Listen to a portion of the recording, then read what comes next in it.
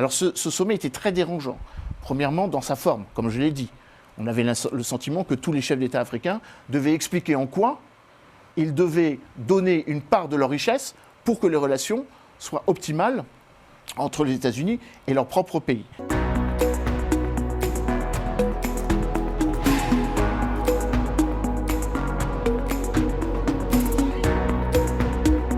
Alors il a ses têtes de Turc, en gros c'est tout le monde, sauf quelques pays africains miniers qu'il a reçus une semaine après l'extinction de l'USN. Donc il y avait le Sénégal, le Gabon, la Mauritanie, le Libéria et la Guinée-Bissau. Alors pourquoi il les reçoit? Parce qu'ils sont très riches en minerais de toutes sortes, de terres précieuses aussi. Et il y en a un, c'est le Sénégalais, le président sénégalais, Faye, qui a un peu flagorné, il faut dire les choses comme elles sont. Il a flatté le talent golfique de M. Trump. Il a suggéré que M. Trump installa un golf au Sénégal. Bon. Alors là, il a juste un accord de sensible. C'est juste pour dire que là, on est en plein dans la politique, la diplomatie transactionnelle. Je m'intéresse à toi parce qu'il y a des ressources chez toi.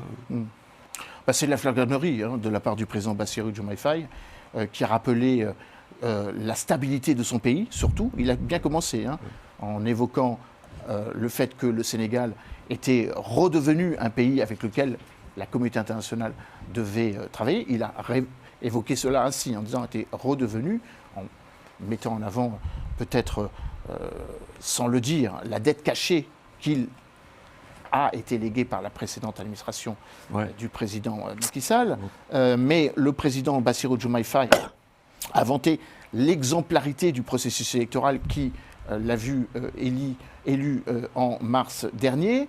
Mais le président américain n'en a vécu, puisque vous l'avez rappelé, ce mini-sommet qui en fait s'est résumé à un déjeuner, un déjeuner de 5 chefs d'État africains face au président américain, flanqué à sa gauche par Marco Rubio, le secrétaire d'État américain, le vice-président J.D. Vance, et puis à sa droite, un personnage désormais incontournable, qui est Massad Boulos, l'envoyé spécial, le Missi Dominici sur les questions africaines.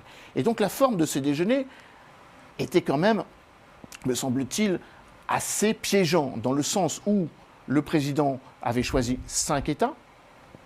Le précédent président Joe Biden avait, en décembre 2023, si je ne m'abuse, oui, en décembre 2023, avait réuni un certain nombre de chefs d'État africains dans son sommet pour la démocratie. Il avait déterminé 91 pays, dont une vingtaine étaient africains.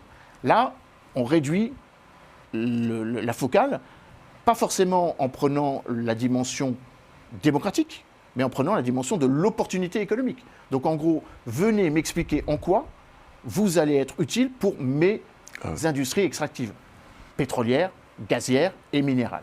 Alors on aurait pu penser que le président invite le président Félix Tshisekedi, sauf que le président Tshisekedi et le président Kagame sont attendus aux États-Unis dans quelques jours pour signer l'accord qui a été paraphé par Marco Rubio et les ministres des Affaires étrangères du Rwanda et de la RDC le 27 juin dernier.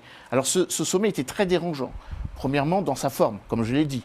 On avait le sentiment que tous les chefs d'État africains devaient expliquer en quoi ils devaient donner une part de leur richesse pour que les relations soient optimales entre les États-Unis et leur propre pays.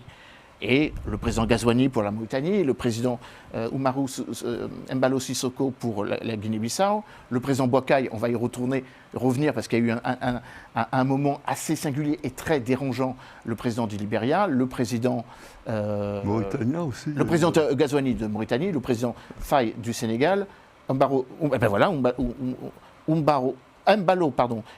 Sissoko, le président de Guinée-Bissau, et le président Joseph Boakai de Libéria. Et chacun a expliqué en quoi les entreprises américaines avaient intérêt à venir chez eux, chacun défendant son propre système. Alors, premièrement, c'est une rupture dans l'idée d'une cohésion ouest-africaine. Car le président en exercice de la CEDEAO, en l'occurrence le président de Sierra Leone, n'était pas invité, puisqu'il s'agissait, encore une fois, de choisir un certain nombre de pays que les États-Unis estimaient comme sûrs en termes d'investissement. Deuxième élément, le président en exercice de l'Union africaine, le président Cyril Ramaphosa de l'Afrique du Sud n'était pas invité. Pardon, le président en exercice de l'Union africaine, moi-même je m'en mets les pinceaux, João Lourenço, le président de l'Angola, n'était pas convié, tout comme le président sud-africain qui préside par ailleurs le G20.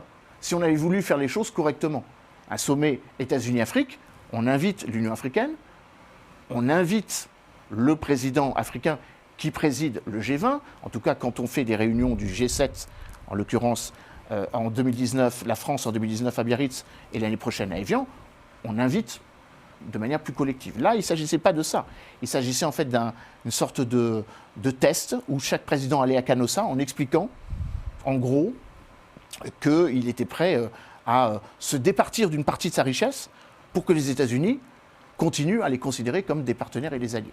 Alors, un moment très perturbant quand le président américain a voulu accélérer les choses, quand chaque pays expliquait quelle était la spécificité de chacun de ces pays, le président américain a dit « c'est trop long, dites-moi juste votre pays, votre nom et votre pays », donnant vraiment l'impression qu'il y avait le maître d'école. Ouais. Et il a effectivement admonesté cette vérité assez gênante, perturbante au président El Ghazouani, le président de Mauritanie.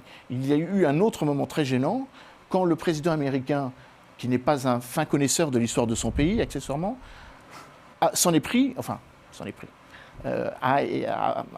à témoin l'excellentissime niveau d'anglais du président Joseph Boakai, le président du Libéria, forcément parce qu'il a étudié aux États-Unis accessoirement, en Libéria et aux États-Unis, et le président semblant presque s'étonner du niveau d'anglais du président du Libéria, en utilisant cette phrase assez condescendante, que son niveau d'anglais était sans doute meilleur que beaucoup de gens autour de la table.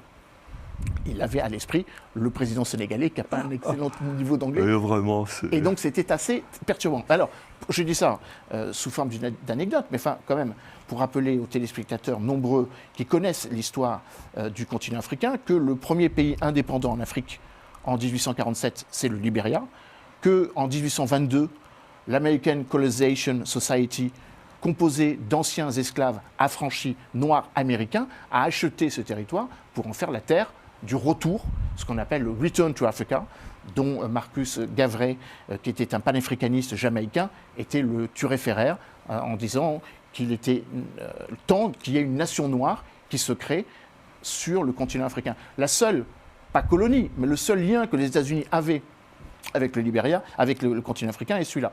Le président américain aurait pu d'ailleurs regarder le drapeau du Libéria, qui était exactement basé sur le drapeau américain, avec les étoiles des différentes régions du Libéria et les bandes rouges faisant appel et rappelant les États-Unis d'Amérique.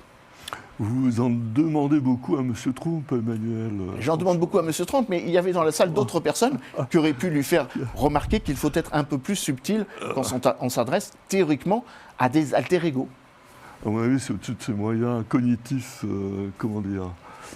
usuels. Bon, enfin, alors, il a quand même réussi à se faire élire, d'accord.